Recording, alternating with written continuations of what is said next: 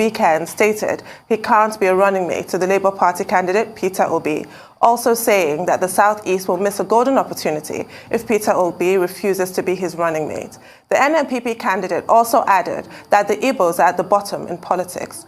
Reacting to the remarks by the NNPP presidential candidate, Buba Galadima highlighted that Peter Obi's best bet is to accept to be Kwakwanso's running mate and that the Labour Party candidate is suited to be vice president because of his experience in economic issues.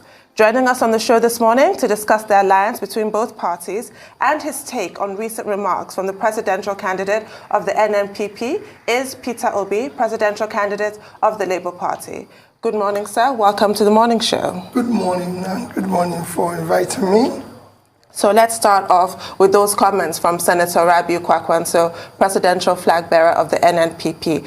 He said several things, including the fact that the North will not vote for you, Peter Obi, that they would rather vote for a Northern candidate. He also talked about the fact that the Southeast has problems, in quotes, such that the North will not be voting for a person from the Southeast. What's your take on that?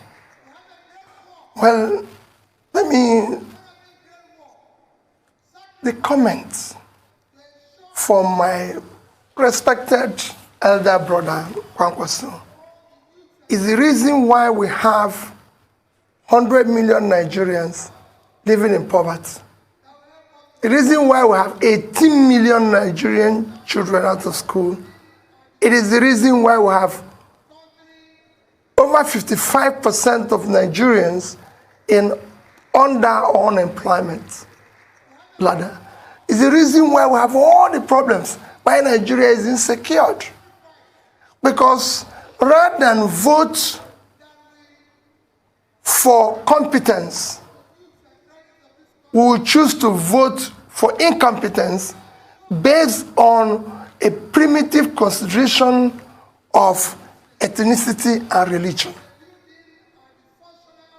Tell me, today you can't travel from Abuja to Kaduna by air, by road, by train.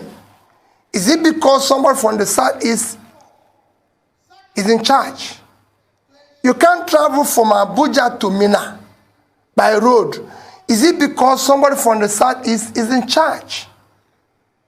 Yesterday we had an attack by bandits on the presidential convoy in Katsina. Is it because the president from Southeast is in charge? Show me where you can buy food cheaper, you have uninterrupted electricity, or people are prospering in the north because the northerners are in power, in the southwest because they're in power, and in the southeast. What we've chosen to do in this country, we will consistently hire vehicle drivers to fly the Nigerian aeroplane instead of hiring qualified pilots. My commitment is let us campaign and deal with the issue of the problems of the country. There's a lot of problems besieging this country. If you don't know today, this country will soon default in their debt service. Now we'll be rated junk status. That's what should be preoccupying us now. Our schools, universities are shut down, and we're talking about who will vote for. Let's deal with the issues. This election will not be based on my turn. It will not be based on ethnicity. It will not be based on religion. It will be based on the Nigerian agenda to save this Nigeria. Nigeria is in coma. And you need a specialist. And that is what I'm offering. To save his life or he will die. It is not about whether this person. I'm appealing to people to vote to save Nigeria. And to save Nigeria is to hire the best. I don't want people to vote for me because I'm from the Southeast. I don't want people to vote for me because I'm from South-South, or I'm from Southwest, or Northwest, or Northeast, or North Central. I want them to vote for Peter Obi because he's a Nigerian who is competent to start pulling Nigeria out of the mess it is today. He also said that, the Igbos are on the lower ladder of Nigerian politics. I mean, we keep hearing that word. In fact, when we had the spokesperson of the NNPP, somebody that did speak on behalf of the NNPP yesterday, I think a couple of days ago, if my memory serves me right, that's Alhaji Buba Galadima, he equally enunciated, those views that, no, it must be the Igbos that, it's on Monday. Yeah, thank you so much. That the Igbos should be the one to be vice presidential candidate. So tell us about everything about this, NNPP partnership and everything. Is it still working or is it dead on arrival? Well, I'm not going to talk about the alliance because maybe some people are talking about alliance, but I want to look at their comments. Often a time, you see, you work here. Often a time we tend to neglect those on the lower ladder. They might be the solution. They might be the solution. And those comments are comments that should not be on the table today because we have a problem. My candidacy is actually meant to solve those problems, to stop referring those who are higher ladder. Because, okay, those who are higher ladder have brought us where we are. Maybe we need those on the lower ladder to be able to deal with it. And that's what, even his comment, let me take about Alhaji Babagadima's comment, which you said. He said, I am competent to be the vice president because of my knowledge of the economy. Let me tell you, Nigerian problem is the economy. So why do you want somebody who has knowledge of what the problem is to be vice? That is what I'm saying. You want to use the people who should be on reserve bank to start the match when, no. He mentioned that I have the knowledge. The Nigerian problem is the economy. It is the economy because people don't have job, because people don't have means of livelihood, you push them into criminality, into agitation, into all sorts of problems we're facing today. And that is what I'm saying, that I have the knowledge to start pulling these people out of poverty. My candidacy and the team I want to assemble, young, sharp people will start mitigating the dangers we're facing today. I will start dealing with cutting costs in order to be able to pull Nigerians out of poverty, to be able to reduce. Go and look at the world. So it is actually what is telling you what Buba Galadima said. I would say is Peter Obi is qualified to be vice president. Everybody have said it, not just Buba Galadima. You've heard other people like Chief Servant in Niger said, everybody said he's competent. But what is the problem of Nigeria? Economic problem. Right, so I know you're raring to get to the issues, but unfortunately identity politics is still an issue in this country. So I do also have to raise comments made by Alhaji Mahdi Shehu, chairman of the Dialogue Group, on another show on the Arise News Network, where he said that during your time as governor of Anambra, you wanted northerners working in Anambra to wear a badge of identification. Frankly, that sounds like something out of Nazi Germany, where Jews had to wear a yellow badge, and that it was only until the intervention of Senator Rabiu Kwakwanso that you then backed down from that idea. He also raised this issue that was trending on social media, an allegation that your son was the person pictured who was dressed in Biafran attire standing on the Nigerian flag. I'd like you to address those two issues. Well, I will even add that he mentioned the issue of my sponsoring IPOB. Let me tell you, I've said it. One, go and check the records and check his facts. I've never been involved in sponsoring any agitation, be it IPOB or anyone. I've never. In 2017, which I'm sure you referred, I made a comment. I said, IPOB and all other agitations are as a result of leadership failure over the years that failed to address the critical areas of development. So it was the creation of the things were a creation of government.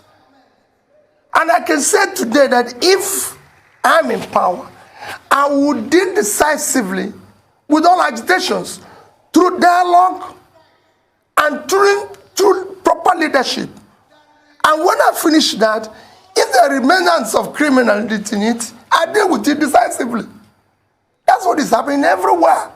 I followed issue of agitations globally. I do things with studies, and it can be dealt with. On issue of badge and identification, it's a lie. It never happened. And let me tell you, throughout the time I was governor, Kwankwaso never visited me. I can't remember. I probably haven't met Kwankwaso until maybe, I don't know. There are people I met maybe after I became governor or not close to him. You know, it's somebody that I see as a senior brother, respect me, but he never visited me as a governor or intervened on anything. And to tell you why it's a lie, all the commissioners that served with me throughout the time I was in office are from the north. I never had the privilege of having any commissioner from southwest, south. They are all from the north. Can show you 6 of them. From John Haruna to Nazawa. Most of them, if I 2 of them are from Kanu. My ADC, Mohammed, is from Kanu. So who will I give the order? Will I give them an order to go and deal with their own people? No, every other person calls his brother, or his sister, or his mother. Listen to be his ADC. My ADC is from Kanu, and we remain close to today. Very, very close. You can go and ask him. I'm not somebody who asks that. On the issue of my son, it is not my son. My son is a professional who is consumed by his... Yeah, let me tell you, I just came back from London. I can't even see my son. He's consumed by her work. He will tell me that, listen, Dad, I like, oh, how are you? How is politics? How is your campaign? I like what you're doing. To me, I can exchange my messages with my son. My son will tell you, listen, Dad, I don't have time for this. I did this and this. I've stayed in a week in New York. I could not see my son because he was busy doing what he's doing. Okay. So he doesn't have time for that. That thing happened in Germany. My son doesn't live in Germany, he lives in the UK. Okay. And he's consumed by his work. Okay. And I want Alaji, I can tell him, I'll bet any amount for anybody to prove or say that is my son. He's shorter. He's listen, you know, so. Okay. So let's go to some key issues. Social media was agog yesterday that you had a vice presidential candidate already, you know, Yusuf Dati Baba Ahmed. I mean, what's your take on that? What's your take on vice presidential candidates? And also, I'd like to ask you, since you're speaking about the issues, you were in Morocco at some point, you were in Egypt, you say you're going to study the power sector. A lot of people are saying, why don't you talk to the stakeholders here? That shows that you're not prepared for this job when you're going around to study. Okay, well, two things. The issue of vice presidential candidates, we're talking to quite a number of people. And, you know, that they mentioned is very qualified. I wish he's the one, you know. Because what am I trying to do? It's people like him that actually would like to work with. One, I wish I can work with somebody who is much younger, because we need to start lowering these barriers of this and bring people, younger people with fresh ideas, with have something to offer, than just keep recycling this ourselves and claiming we have been there too for several times, or is our turn, or is our children. No. We need to start dealing with. So that we're talking to, and we will announce it as soon as we're ready, and which will be very soon. On issue. So are you confirming? You're confirming that you're speaking to Dati and other aspirants? There's quite a number of people who are speaking. Dati might be the person because he's... Look at what I said. I said, I wish he's the one. He's qualified. Okay, you wish he's the one. Yes. So you have a soft spot for him. Yeah, of course, and a few others, you know. I want somebody who is competent. We need to. I said I'm building a team. Okay. Rufai, I'm building a team. That team has to be a team that is formidable, a team that cannot take, even from me as president, anything. I want to assemble the type of team I had in Anambra State, and I said to them from day one, if you agree with me in 3 meetings, you go. That means you don't have your own idea. I want those who can look at my face and say, Mr. President, you're wrong. And you're wrong. Because I don't know everything. And I want to learn. Deal for you. Eh? That Yusuf Dati Baba. Oh yes, of course. If I want people that can come in there and say to me, like, no, you're wrong, you can't do this. Because that's what we need. We need to save this country. And you can only do that with the team. On issue of my traveling, let me tell you, leadership and learning is inseparable. If they tell you somebody is doing something well, you go and learn. What are they doing? What are they not doing?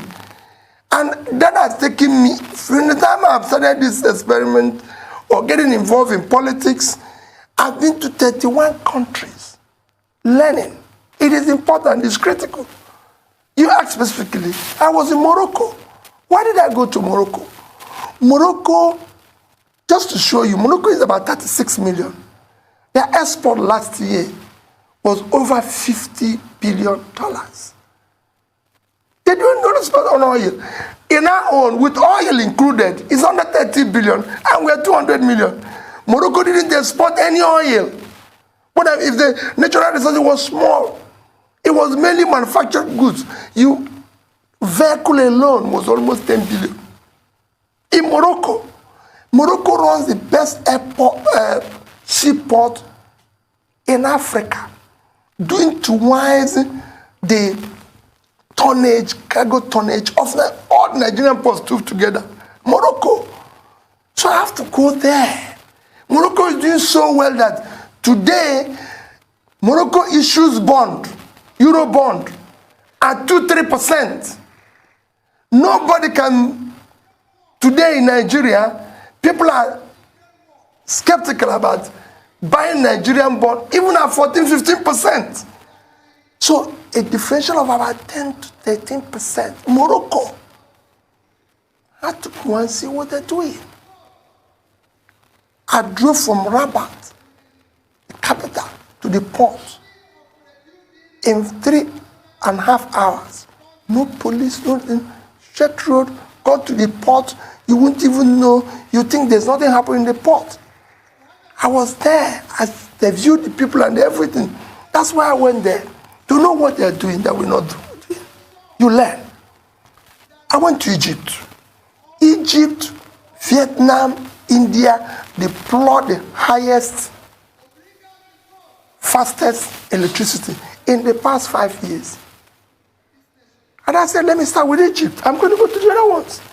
Egypt moved their power generation distribution from less than 20,000 in 2015 to today, 58,000. Those who are asking don't know what happened. That's what they did.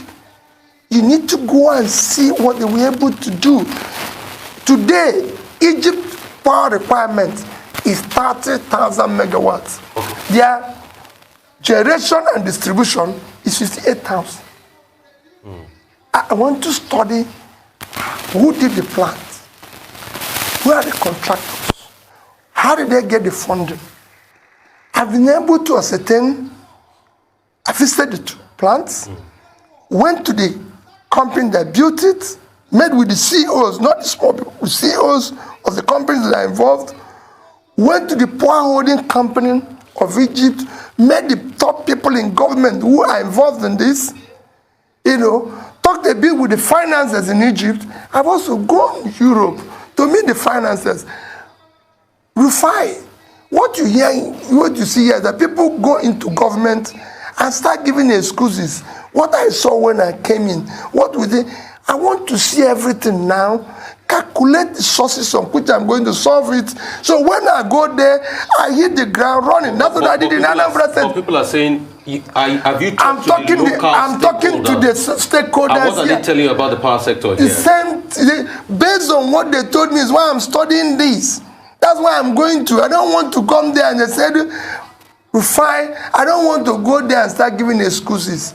The job of a leader is not to give excuses, is to solve a problem. I don't want to be one of those who will be hired, and when I go there, I start reminding them of where they're coming from. When you're hired because the person there is not doing well. So your job So is after talking to the local people here, that's when you went to Egypt to look for solutions? Completely. And the local people here didn't provide any solutions? No. They have you have to blend all these ideas. They've done their own and everything. Let me give you an issue of security. I was with the IG of police the other day. I went and asked him this, but I was asking him, because you must solve this thing. There's other people I'm going to talk to, Minister of Finance, Minister of Planning. You have to know all these things before you get in there. Not when you go in there, say what you saw. You must see everything before you get there. So I want to take you back to how you talk to the local people here. Yeah. Tell us why. Because in Egypt, they have the same agreement, don't they, with Siemens, as we have here, Siemens Presidential Initiative in 3 phases, upgrade of our transmission grids, discos, new power stations. It simply has not worked here thus far. Why? Because we're not serious. Period. In its political way, let me tell you, in Egypt, to conceive a power plant from beginning to end, to say, we're going to, you are Rascom, you are Siemens, we're going to combine, you're going to build this power plant, all the things they need to do lasted 45 days. In Egypt, they put power, security of life and property, education, health, and power as a national security issue.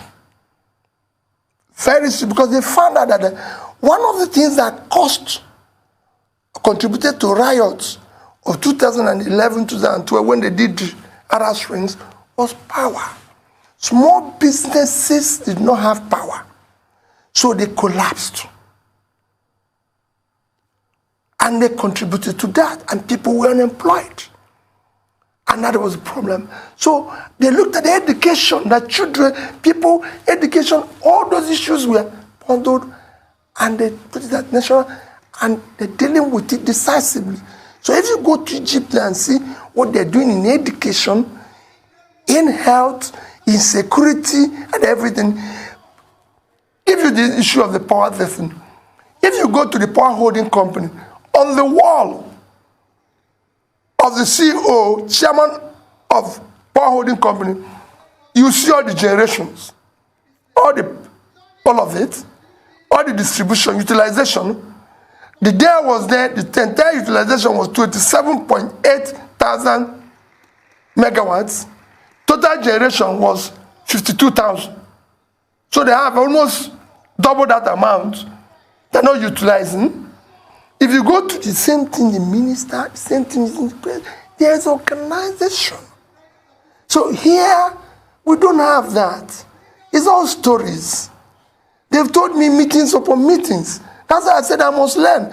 Why is this not happening? Let me know whether we are caused or are we the cause.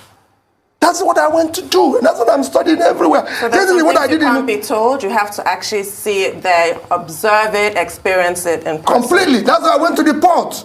Why would Morocco, with 36 million people, have a tonnage to have a better port than we have with 200 million people?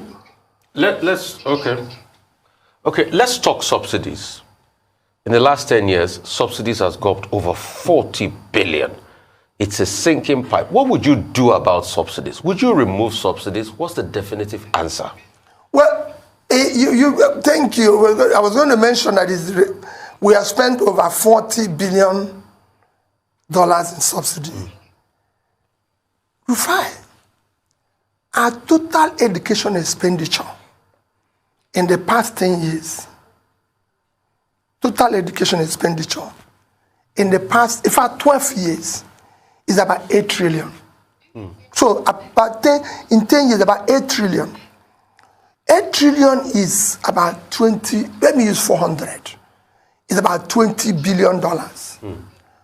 Tell me, Rufai, which country of the world, the most two critical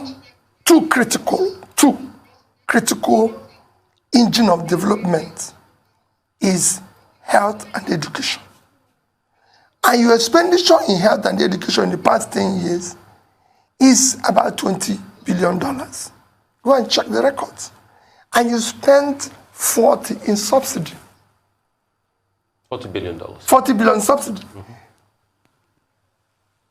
refine, to even add. This is 50% of it. If we had spent the next 20 billion in power, we would have been generating and distributing today 20,000 megawatts of we electricity. spent 16 billion or 16 trillion thereabout in the ambassador days. They keep using that 16 billion number in power. For me, yeah. I don't want to deal with the issue of the past. That's what they said about adjustment. But I'm saying in the past 10 years, and I'm talking about 2010 or 2012 to 2022. Within this period, this is what we have spent in subsidy alone. Yeah. That means subsidy alone would have solved a lot of our issues in education, in health, and in power. If we have 20,000 megawatts of electricity today, I can assure you that we'll be growing at more than 4% and would have added over $100 billion in our GDP. So what it is that this is just subsidy. Within the same period, as you know, we've borrowed $90 billion. So subsidy of 40, you borrowed about $90 billion, which you're servicing. If you put the debt servicing, you could see a total mismanagement of resources that would have changed the entire north. That vast land would have been a huge farmland. But sorry to cut you in. The argument has always been over the years. It is Labour that has been stopping the government from removing subsidy. Remember 2012 Occupy Nigeria protest, Labour, and now you are in the party set up by the Labour Party, and you're a free market capitalist in the party called Labour Party. So Labour has also played a role in stopping the removal of subsidy. All this while, that's another argument. No, let me tell you the argument. Let me tell you, it's people, it is not entirely so. Labour has never been against stopping of subsidy. Can you convince Labour? No, let me tell you, we will do it properly, because Rufai, if you audit what we are importing and consuming, there's no way it will be this amount. And you have to convince people. Let me tell you why people are against removal of subsidy. People are against removal of anything because whenever it's been done, they did not see the benefit. We did privatization. We didn't see the benefit. What we did is that we privatized profits, socialized losses. We did everything we've done. We did other things here that have been done everywhere. If you say you're going to remove this, what are we getting here? The problem you have in Nigeria is that they've removed this. Nobody got anything here. So we are going to do it in such a way that it will be transparent. This is the amount of our importation. This is the amount we're going to spend. And if we reduce it or do this, this is what you're going to get. And you deliver that, people will believe you. I've been able to return schools in Anambra State or do things that when I was doing it, people say, no, you cannot do it. Have you go and watch what my former head of service wrote? Stinginess as a strategy of development. He showed how I cut the cost of everything and showed what I used it to do. You must not come and say, we're going to remove this. What are we going to get as a remove? Because of mistrust. Because the whole thing has been embedded in transaction and stealing of, so people don't want to hear it. But you cannot spend that amount on subsidy when your health, education, and pulling people out of poverty is suffering. So you remove subsidy? Well, like I said before, everything has to be, if this is going to happen, this is the result. Would you remove subsidy? We have to look at it critically. Would you remove subsidy? Remember what I said? Yes and no. We have to study. I will remove it, but I have to offer them what would be equivalent of what we are removing. So your answer on subsidy is yes and no? Yes. And yes. No. Would you remove subsidy? Yes, but because because I'm going to use the resources to do something that will benefit.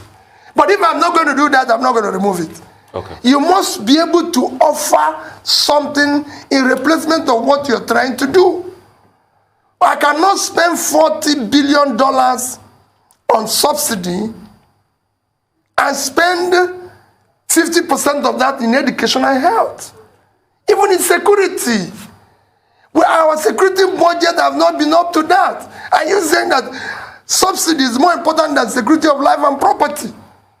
These are things you must do. You must be able to say, if we keep this, we will not get this. If we keep this, we will not get this. But because of mistrust, I will say that subsidy is a scam, and I still maintain it. So we have to look at it. How much are we importing? Who is consuming it? Why are we going to keep this? And there's so many scams all over the place, including the cost of governance. We're going to look at it. It's not going to be a business as usual going. And that is why people are telling you, oh, it's good at the economy, it's not good at this, it's not that good, because they know that if I'm at the #1 position, I'll be able to say, no, you can't continue with this. So they want a situation where it will continue, but let Peter be here. If I'm qualified to be vice president, I'm qualified to be president. Okay. On that note, we'll take a short break. Please stay with us. We'll be back with more with Peter Obi.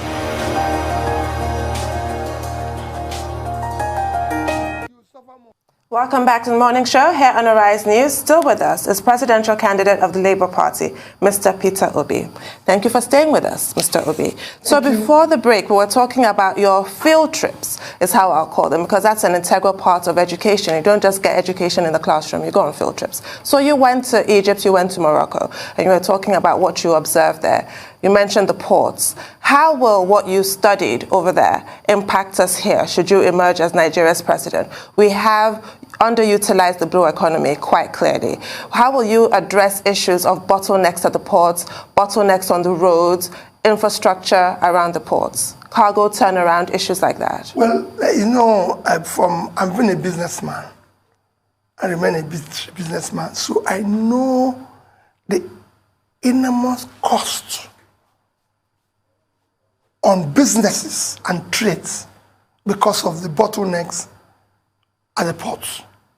And I can tell you, this will be decisively addressed, not only just to remove the bottlenecks, but to make ports to become what it should be.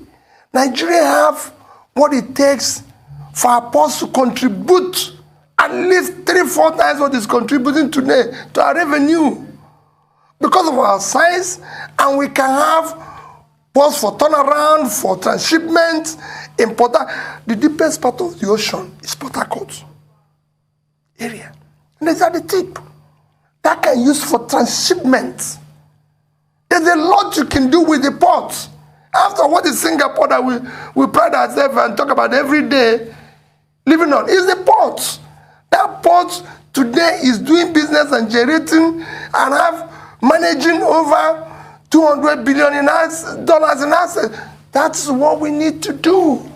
We need to, open up the economy of the place, make it productive.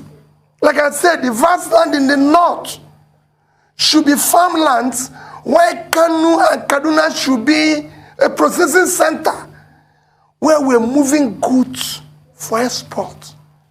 These are what I've studied and what I'm going to do. If you drive from Rabat to the seaport in Tangier in Morocco, all you see is farmland. If you're in the air, landed on anywhere, all you see is farmland. In Nigeria, you see vast land and people who are looking for food. These people can be moved from here to here by supporting them, by having critical policies that will help. If you generate power, you will know what power can do to an economy is immeasurable. You have small businesses spring up all over, the small production that can help. When we talk about all these countries who are doing well now, go and see MSMEs are contributing 60-70% of both their economy and employment everywhere in the world, except here because they are collapsed. Nobody's supporting them. They don't have the power. Even the big corporations, they're having problems now with issue of power. So we're not doing anything. We're not exporting enough. Because of it today, we don't have foreign exchange even to service our debts. There's no reason why Nigeria should not be exporting at least 300 billion worth of exports, not under 30 billion. I said it before, Vietnam, with a quarter of our land, 330,000 square kilometers of land, half of our population, 100 million people, their total export last year was $312 billion. And they all manufactured goods. Electronics is something billion. Clothing, which we're doing in our band everywhere, 32 billion. Footwear, 23 billion. And we're earning 16 billion from oil. Footwear that you can do everywhere. You know, in China, buying Kanu. Kanu used to be a manufacturing center. All the manufacturers in Kanu are complaining. I visited the biggest rice farm processing plant in Kanu last year, Unza, because I had to support it. And that's what I'm talking about when people are talking about east or west or this. I visited Unza. We are supporting him financially, and he's doing the right thing. That's what we should be talking about. Not talking about who is from a lower ladder or upper ladder. If the man from lower ladder will do the job, let's bring him to do the job so we can solve these problems. Okay. And that's what I need. Okay. We need.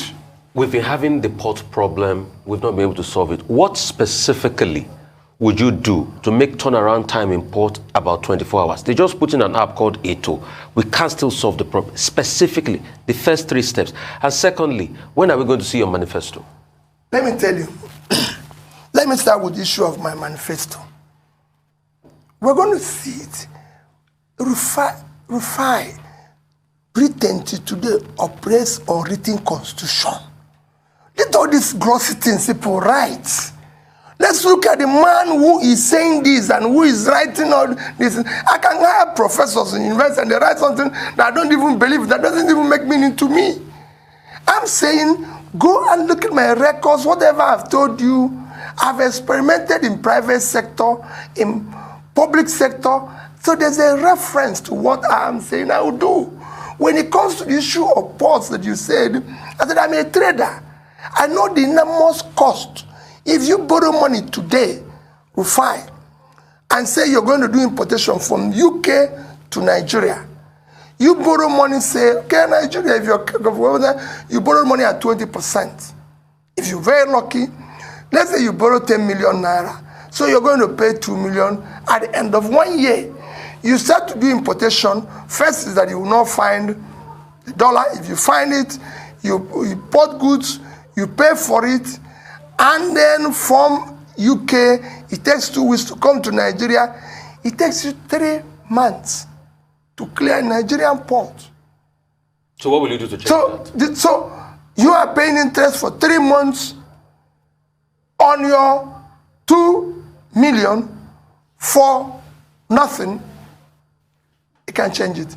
You clear goods in Cotonou in 2 days.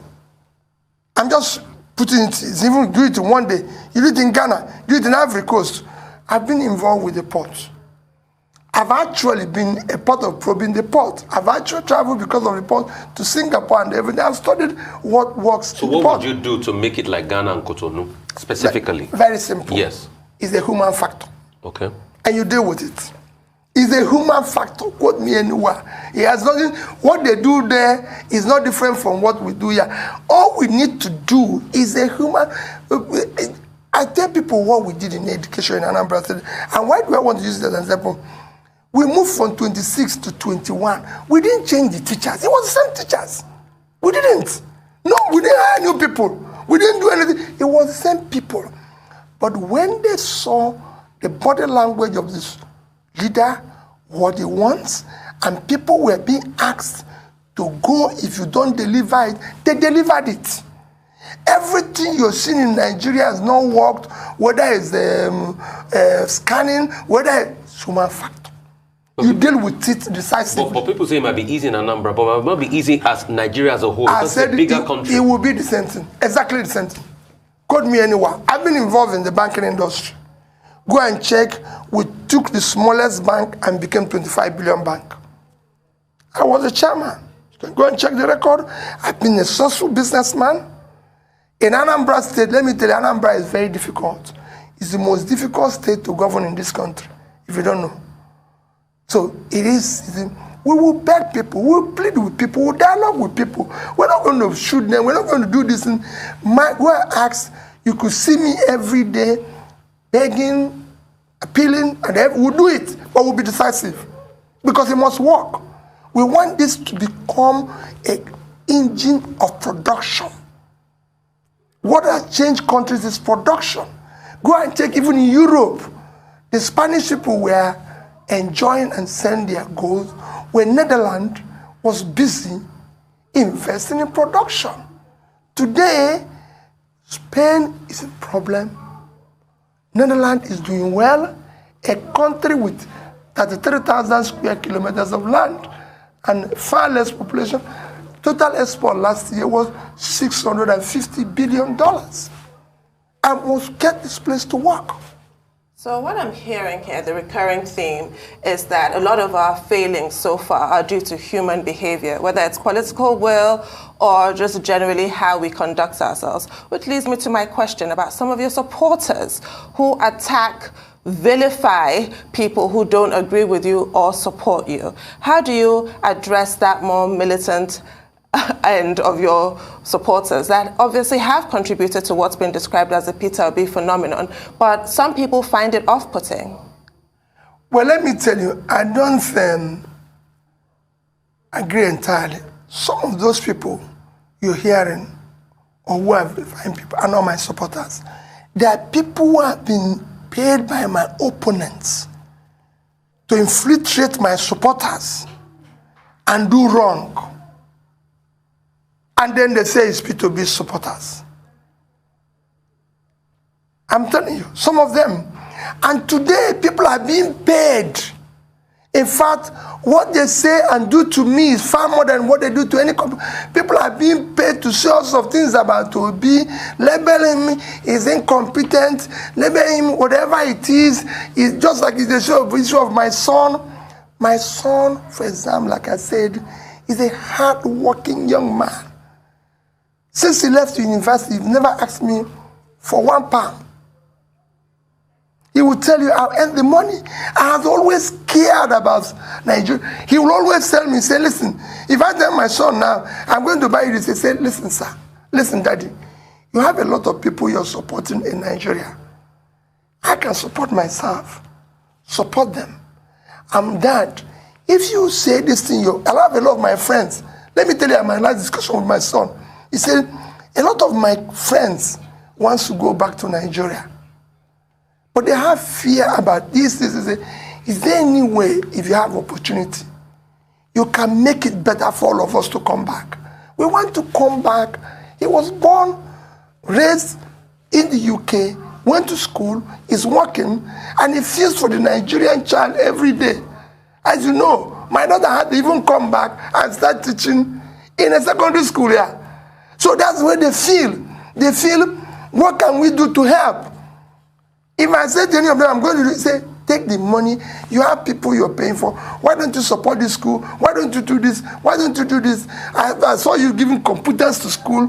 Keep doing that and everything. They have so passionate about, why don't we do good? Why don't we do this? So for me, I don't have people, and that's why most of the time you even see me, apologizing and doing this. If they even say to me, you have to stop apologizing, I said, listen, this is me. I want to show people love when they show hatred. When you say people in the north, for example, will not vote for me, they are voting for me is that I'm going to solve their problem. I want people in the east to vote for people based on their competence, not vote for Peter because he's from the east. Okay. Real quickly, so I got a couple of questions here while you were speaking, and we'll just go through some of them. Yeah. A lot of people say you keep talking about Anambra, but did you hold local government elections where you were in Anambra? How did you hold the local government money? They're also asking that why are you not in Osun now campaigning for the candidate of your party in Osun State? And they are also saying we should ask you that would you restructure Nigeria, yes or no? Those three questions. Okay, fine. Local government election. Go, fine, I'm giving you a mandate. Go to Anambra State and see why local government election was not held when I was there. those who went to court against it are those who are asking you this question. 2, who asked how their money was managed. It's simple. Just, I'm going to bring journalists, investigative journalists, who will go. And if they tell you that there's anywhere Peter Obi was managing local government funds and everything, well, in fact, it was one of the most efficient managed funds while I was there, because that's how we cleared $35 billion naira worth of pension and gratuities being owed to them. My commissioner for local government was Azokenemo. We are asking anybody.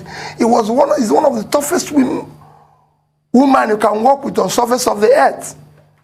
When she says no, you can't even, no is a no. And this is my senior. Will even tell me, please, please, please, my young brother, please, please, I don't want to see you in this thing. I'm in charge here. And she's not a politician. I met her as a head of local government office. I had meeting with local government people over a period of time. When my first commissioner was to pay my birthday with a friend and a brother who did the right work. This woman, I met her whenever I go to meetings. She's one. I said, Madam, come and do this job. And that's how I met people. My commissioner for health was because doctors went on strike. I went to a hospital. I saw a doctor walking. And I said, Mr. Kakwa, he said, I can't leave my patients. Never. Doctors are not supposed to go on strike. I said, you'll be the commissioner. He said, he will never be. I went back and announced his name. So was that okay anymore? I didn't bring people. So go and verify. That's whatever I tell people. I say, go and verify where Peter was. So that was the issue. The last issue you mentioned, why am I not in Osun? When is a state election? You are invited. Yesterday, I came back yesterday. I spoke to the Labour chairman who told me we'll be in Osun. I won't tell you that because of security risk. But we're going to be in Osun campaign. And I'm in contact with we're in contact with Will you restructure, yes or no, before Tunu comes in? Thank you. When you talk about the issue of restructure, when I get there, I've said it, Nigeria as it is structured today cannot work. But it's not something where people say, we'll restructure.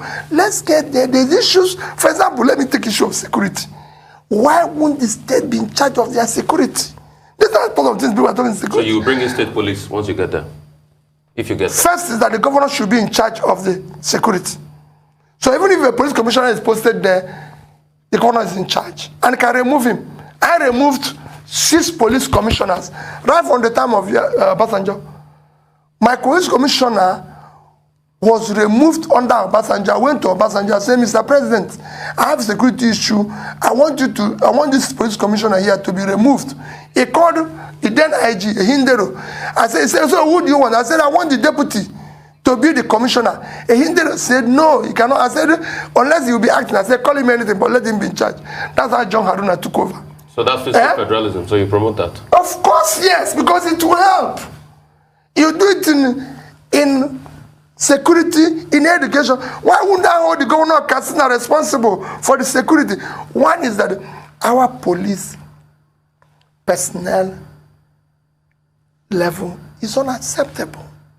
We should have at least today twice what they are today. That's 800,000. No, today we are 320,000. So that's about 600. So about 600. Egypt with 1 million, with 100 million people have over 1 million. I've studied it in Morocco, everywhere. So you don't have, and out of these 320, I can tell you about 70,000 are following people all over the place. Okay, sir. I want to raise another issue from the interview yesterday, on a Rights interview with Mahdi Shehu. He raised this issue of former President Olusegun Obasanjo selling your candidacy to the North, and also mentioned an alliance with Ango Abdullahi of the Northern Elders Forum. Is there any truth to this? I don't know about that, but what is wrong in Obasanjo selling my candidacy? They are even selling my own candidacy. I've said it, MPP spokesperson, both the presidential candidate and the spokesperson, my senior brother, Baba Galadima, all said in PDP, the Niger chief servant and Senator Dino, none of them have said Peter is not qualified. They are saying that Peter is competent to deal with the economy. But I'm saying we have an economic problem. So you don't need somebody to be on top of me when I can solve the problem. And that is what I'm offering. That's why I said I'm contesting to be the president of Nigeria. I might be coming from a section of the country. But I want to solve the problem of Nigeria. I want to start building a new Nigeria where Nigerians can be proud of their country, believe in their country and everything. A young man approached me yesterday. I came back from the UK yesterday. It will shock you. A young man approached me. He said, I saw everybody taking picture with you. And I asked him, who are you? He said, you are the president. You're going to be the president. I said, yes. He said, let me tell you, I'm 20 years old. My mother is from Nigeria. My father is from Jamaica. My mother is so nice to me. I want to come to Nigeria. I want to be able to set up a business, employ people, I help. But just like what my son will tell me, so many of my friends don't want to come because they feel it's not this, it's not that. I said, that's what we're trying to do. When we arrived at the airport here, I saw that same young man being interrogated by immigration, this one. Even normal thing, trying to harass him, I called them and said, let me tell you, this young man is coming to this country for the first time. He believes in this country. That's why he's coming. By the time people finish with him here, he will go out, he will not come back. So they left him. He came and hugged me and gave me and says, I know I can't vote for you, but I don't know what I'm going to do to help you. Can I collect your number? I gave him my number. He gave me his number. He said because of me, we need to do things that will bring people hope. We need Nigerians to be proud that they are part of this country. We need to go to sports and compete as the Nigerians. People are not proud to say we are Nigerians. Canadians are hiring Nigerians every day. Other countries are hiring them. They are not asking them whether you're from the east or west. When you go to a doctor, I've been to one, I've said it, I've never been sick. One time they said I would remove a procedure in the UK. I went to St. Mary's and Elizabeth Hospital. As I entered that theater, two people appear. They are black. One is from Ondo. The other one is from Southeast. They were doctors. I didn't have to say you can't operate me because of this. So many prominent Nigerians are seeing the same thing. Nigerians from the Southeast are all working in Saudi Arabia. Nobody's asking them where they're from. Even Dubai we go to celebrate. It's a Muslim country. We all want to go there. If you go there, the only Catholic church, St. Mary's Catholic Church, is built by the Emir of Dubai. It's written there. Okay. I met him there once. He goes there 3 times a year, during Christmas, during Easter. Okay. So why are we here basing issues on his religion, his ethnicity, his my turn? We want to remove all this. Okay. I want it to be turn of Nigerians. Okay. Turn of the Nigerian children, turn of Nigerian youth to take back their country, and I'll help them to rebuild it. You went to see Governor Wike before he traveled. What did you discuss with him? Was it politics? Was there another alliance? And you just came back from the UK. What was the trip like? What did you go do? I went to see Governor Wike because he's the governor of a state that is strategic and important to the future of what I say. And I'm happy they're showing the ports. The ports in Port Harcourt can help to decongest the port in Lagos and help to what I want to do with the ports. We must generate appropriate revenue than we're presenting today. And I went to see him. I didn't go to see him to be another gang up or association and everything. And Governor Wike, notwithstanding anything, have been very close, very cordial and everything. Everything I've invited him. Don't forget, this year I went to commission things for him and everything. I have so many things that we're friends. One of those who even supported me when I was governor. He gave me the Ministry of Education when he was there. I had issues with teachers, with this, because of my position, he came, he supported me with the UBEC money, with everything. So I'm going to visit every governor in Nigeria, though, to plead with them to understand. We must build a better Nigeria. Nigeria is at the brink now. Like I said, in a short while, we will not be able to service our debts. That's what we should be discussing. When we don't service our debts in the next trench, the risk to junk status will be finished. You see our dollar now, every day, no dollar anywhere, except the ones they're sharing, which must stop. Rufai also asked about your trip to London. Well, all my trip these days, you can ask, I came back with Pat Tommy. You can ask him the type of people I'm meeting.